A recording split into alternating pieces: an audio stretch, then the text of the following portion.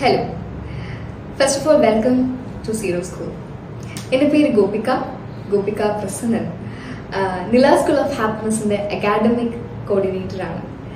ഇന്ന് ഞാൻ സംസാരിക്കാൻ പോകുന്നത് സീറോ സ്കൂളിലെ ഏറ്റവും പ്രധാനപ്പെട്ട ഒരു സബ്ജക്റ്റിനെ പറ്റിയിട്ടാണ്. തായ്വേരുകൾ, റൂട്ട്സ് അല്ലേ. ഞാൻ ഇപ്പോൾ സംസാരിക്കുമ്പോൾ ഇത് കേൾക്കുന്ന കുഞ്ഞുങ്ങള്, പേരൻസ്, ഞാൻ കുഞ്ഞുങ്ങളെയാണ് ഫോക്കസ് ചെയ്യുന്നത്. ഈ ഇരിക്കുന്ന കുഞ്ഞുങ്ങള് എവിടെ നിന്നാണ് ഇത് കേൾക്കുന്നതെന്ന് എനിക്കറിയില്ല. ഒരു പക്ഷെ നിങ്ങൾ നിങ്ങളുടെ വീട്ടിലാവാം, വിദേശത്താവാം, അല്ലെങ്കിൽ ഉപരിപഠനത്തിനായിട്ടോ നിങ്ങൾ വീട്ടിൽ നിന്ന് മാറി നിൽക്കുന്ന കുട്ടികളാവാം.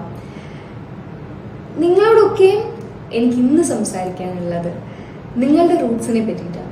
നമ്മളൊരു വലിയ മരമാണെങ്കിൽ ഈ വലിയ മരത്തിന് അതിനെ പിടിച്ചു നിർത്തുന്ന അതിൻ്റെ വേര് അല്ലേ, ആ തായ്വേര്. അങ്ങനെ ഓരോ തായ്വേര് നമുക്കുണ്ട്.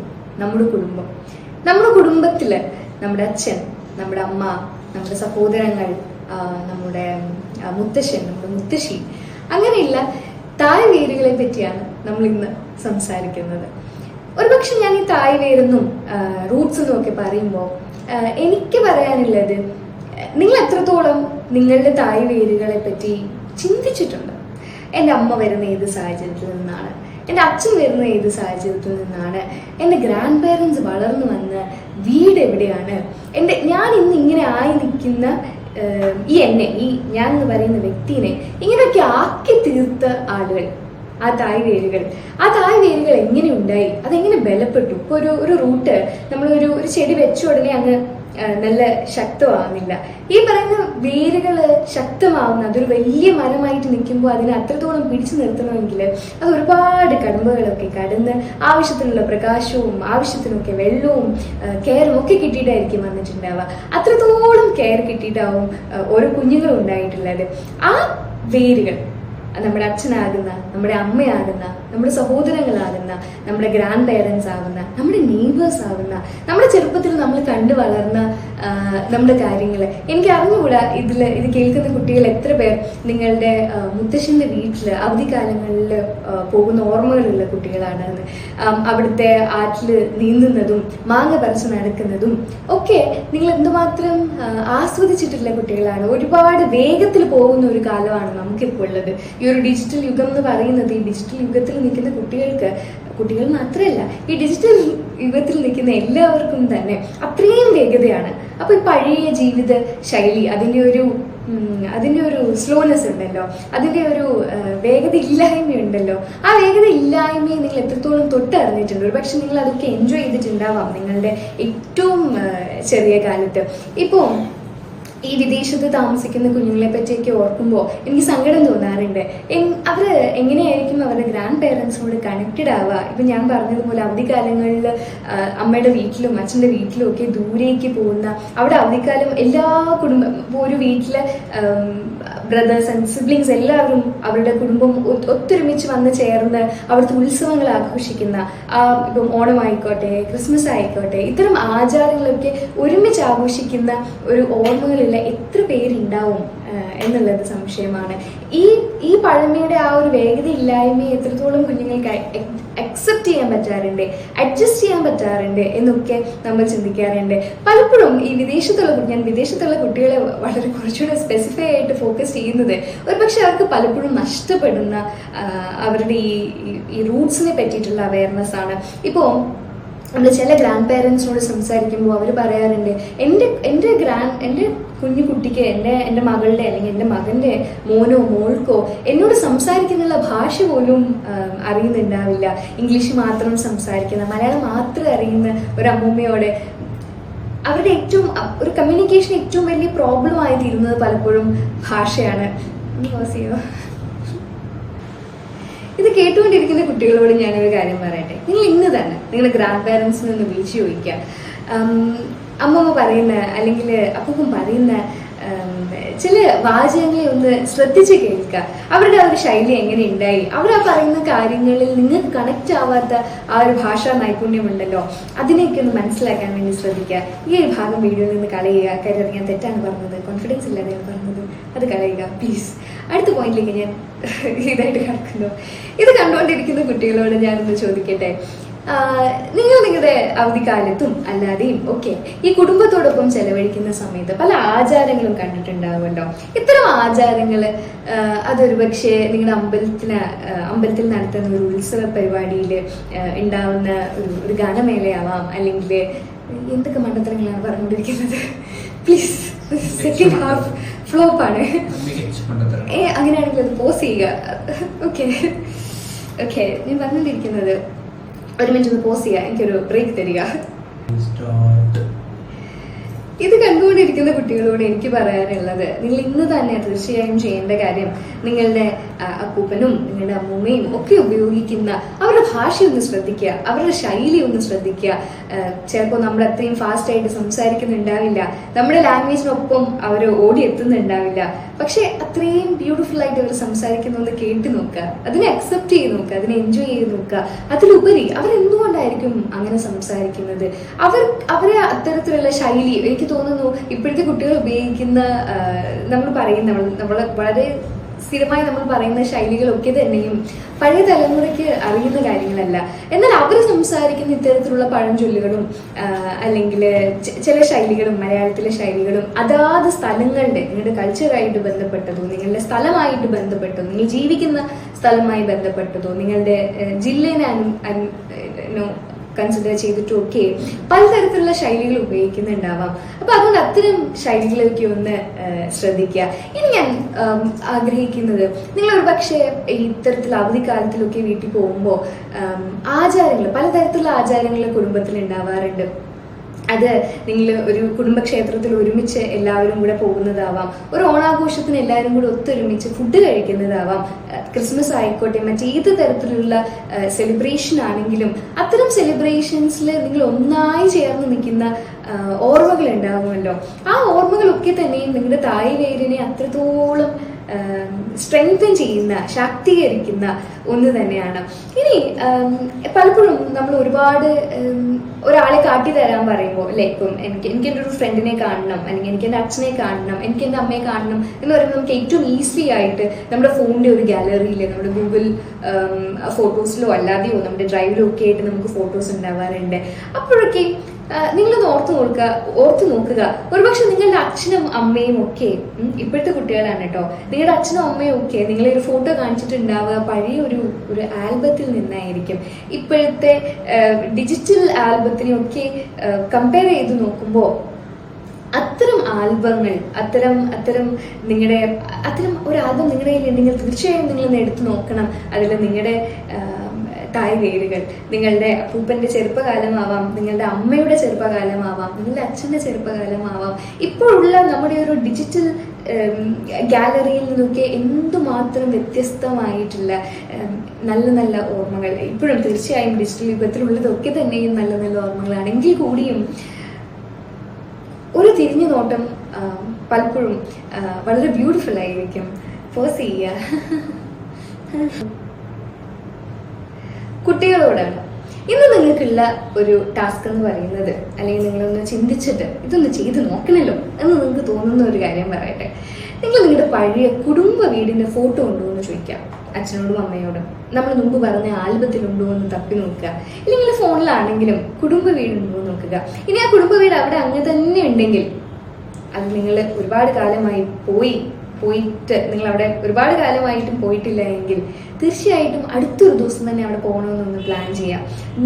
നിങ്ങളാക്കിയ, നിങ്ങളുടെ അച്ഛനും അമ്മേനെയും അവരാക്കി തീർത്ത, നിങ്ങൾ ഇന്ന് ഇങ്ങനെ ആയിരിക്കാൻ അവരെ മോൾഡ് ചെയ്തെടുത്ത ആ ഒരു സ്പേസും നിങ്ങളുടെ ഇപ്പോഴത്തെ നിലവിലെ വീടും തമ്മിലൊരു വലിയ വ്യത്യാസം ഉണ്ടാവാൻ ചാൻസ് ഇല്ലേ? ആ ഒരു വ്യത്യാസം എന്താണ് എന്ന് നോക്കാം. അതുപോലെ തന്നെ നിങ്ങളുടെ അച്ഛമ്മയും അച്ഛനും മുത്തശ്ശനും ഒക്കെ പറയുന്ന, അല്ലെങ്കിൽ നിങ്ങളുടെ അമ്മാവന്മാരൊക്കെ പറയുന്ന, നിങ്ങളുടെ അമ്മയുടെ കസിൻ, അച്ഛൻ്റെ കസിൻ ആയിട്ട് വരുന്ന ആളുകൾ പറയുന്ന പഴയ പഴഞ്ചൊല്ലുകളും ശൈലികളും ഒക്കെ ഒന്ന് അന്വേഷിച്ച് നോക്കുക. ഇനി അതും അല്ലെങ്കിൽ ഞാൻ നിങ്ങളോട് പറയുന്നു ഒരു 5 ക്വസ്റ്റ്യൻ, വളരെ സിമ്പിൾ ആയിട്ടുള്ള ഒരു 5 ക്വസ്റ്റ്യൻ. അച്ഛനെയും അമ്മേനെയും ഒക്കെ ഒന്ന് വിളിച്ചിരുത്തിയതിനു ശേഷം അവരോട് ചോദിക്കാം, നിങ്ങളുടെ വീട് എങ്ങനെയാണ് ഇത്തരത്തിലുള്ള ഒരു വീടായിട്ട് മാറിയത്? ഇതിന് ചുറ്റുപാട് എങ്ങനെയായിരുന്നു? അവിടെ ആരൊക്കെയാണ് ഉണ്ടായിരുന്നത്? അക്കാലത്തെ ആചാരങ്ങൾ എന്തായിരുന്നു? അക്കാലത്ത് നിങ്ങൾ എങ്ങനെയാണ് സ്കൂളിൽ പോയിക്കൊണ്ടിരുന്നത്?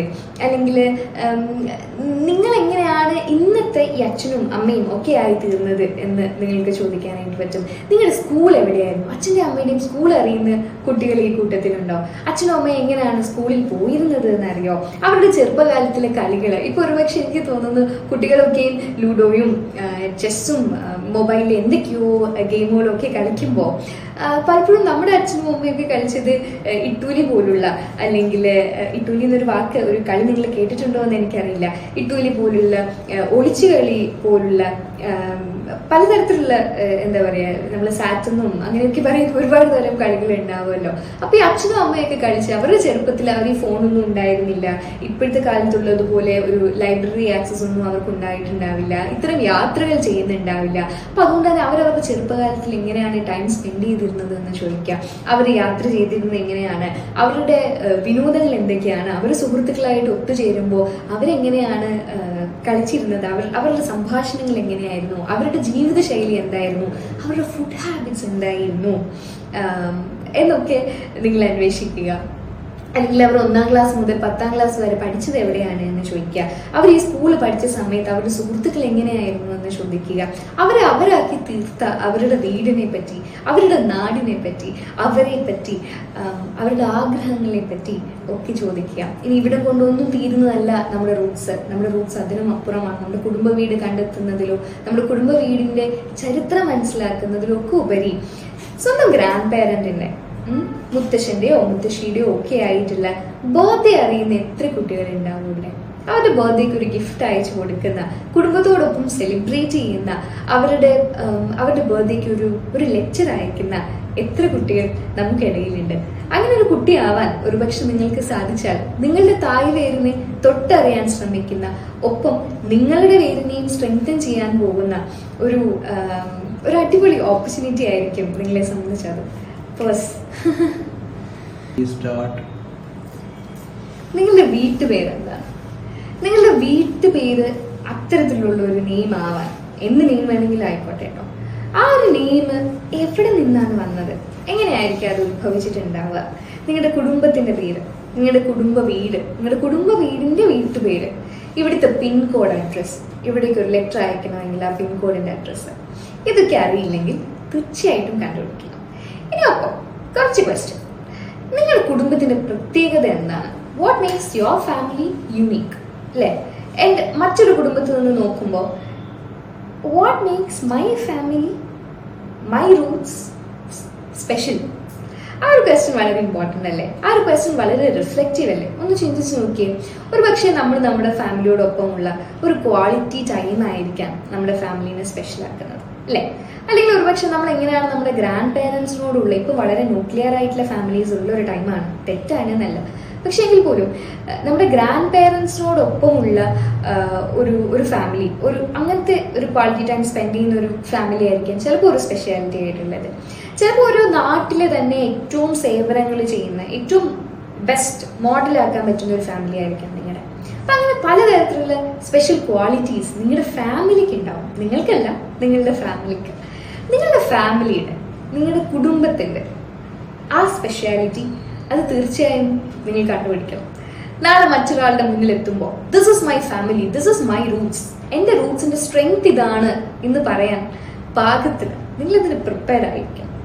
ഒപ്പം നമ്മൾ കുടുംബ പേര് പറഞ്ഞു, നമ്മുടെ ഫാമിലിയുടെ യുണീക്നെസ് എന്താണെന്ന് പറഞ്ഞു.